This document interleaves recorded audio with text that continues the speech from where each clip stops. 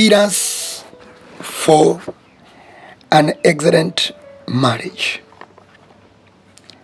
In this series, as we continue, people of God, we have come to realize marriage is not based on desire, but marriage is designed from the platform of God's authority. Today, I would like to highlight 12 rules for a successful marriage, factors or ingredients. And this is the reason why these young people of these days, they are entering into marriages 1 month, and the next month they are single. You fail to understand. Was this person actually really serious with the marriage concept? Not because that person was not serious, but because the sustaining energy of marriage is not in that person. That's why we have so many of singles than are of the married one. Key number one that we need to observe in marriages is communication. Without communication, there is no relationship. And many people think communication is just speaking. Many people in the marriage, they don't manage to excel in this factor called communication. And if you do not know how to communicate with your partner accordingly, because when you are communicating, not when you are speaking, you must train yourself to talking to each other, but not talking at each other. And many people think when you speak your mind, you have communicated. But when you speak your mind, but you have not yet given a room of reaction of the other person, of how they shall receive what you are saying, then you are not communicating. Because communication is two-way. You must speak to me, and you must give me a room to digest what you are saying and allow me to speak back to you through my understanding. If I don't get the concept you are trying to relay, then the honor is on you to explain in the details. Communication is very principal. Number two is respect. A marriage concept that does not have honor, and most men eat respect. The ego of men is fed with a diet called respect.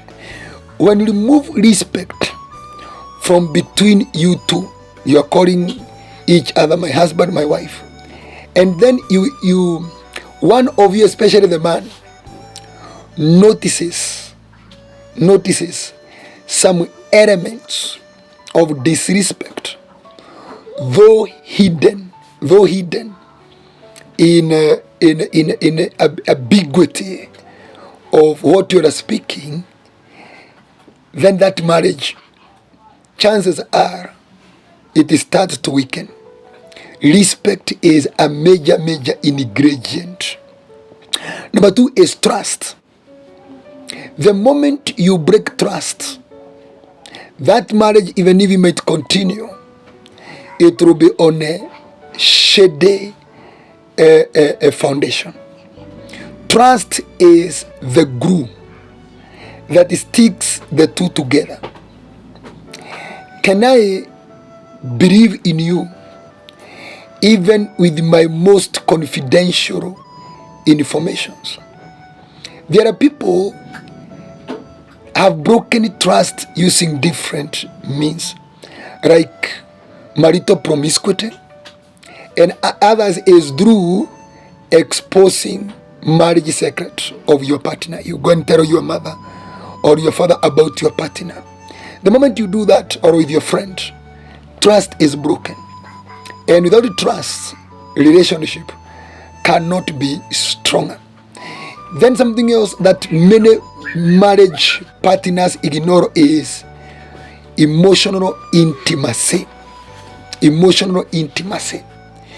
Many people in the marriage, they are intimate, but they are not emotionally intimate. So they are intimate with their body and mind, but their wills and their emotions and their ambitions are not in that intimacy. That's why you can notice people in a marriage, they are intimate with each other, but one of the two, in his or her mind, there is somebody in the mind, and that is mistrust. So that emotional intimacy, if it is not harnessed and properly addressed, that marriage, chances are it will be very, very shaky. Emotional intimacy. That's why there is a lot of adultery cases in marriages than they are with the people who are singles. Something else is shared interest and goals. If you want your marriage to go very far and excel, compromise and harness your ambitions. Identify between you two whose ambition can carry the family or both of you inspirations. Maybe one of you can have a strong vision that if it is realized, your vision will be attained through the vision of the other. So when you have shared interest and goals, there is no way you can separate from each other, because you have something that your eyes are fixed on. Something else is commitment. Something else is commitment. Committing to each other. There are people who have neglected one another. You don't care about your partner. It's just like it is each for their own. And you see things from a point of me, not from a point of us. Remember, you are both one. Commitment to each other. When your partner is feeling pain, do you feel the pain? Something else is forgiveness. Marriage is a headquarter of forgiveness. If you remove forgiveness from any marriage, that marriage has entered into its deathbed. Because offenses loosens the boat, but forgiveness tightens the boat. And in the marriage, you must accept the error of each other. That is why we normally say, run one another to know the right and the dislikes of each other, so that you can be prepared at forefront. Something else is spending quality time together. Quality time together. Many people nowadays, they are very busy. You don't have time for each other. You only meet in the bed because you are arriving home at 11 a.m. You have to sleep to wake up very early in the morning to go to job and all that. When that time is amiss, there is a gap that is created. And when that gap is created, an ulterior external agent can occupy that space. So quality time is very important. Something else is gratitude. Run to appreciate each other. Run to appreciate one another. There are people, when somebody is doing something for them in the marriage, they think it is their right. And it is your right.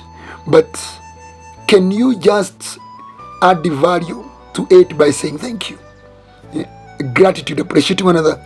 Something else is remember your vows. Remember your original vows when you were courting. And then something else that is also very important is God's participation.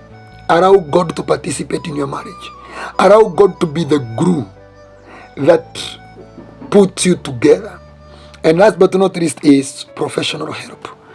When you know your marriage, you are lacking some certain aspects in terms of knowledge and understanding, it is always good and advisable to seek help from a source that is competent and has excelled in that area of marriage.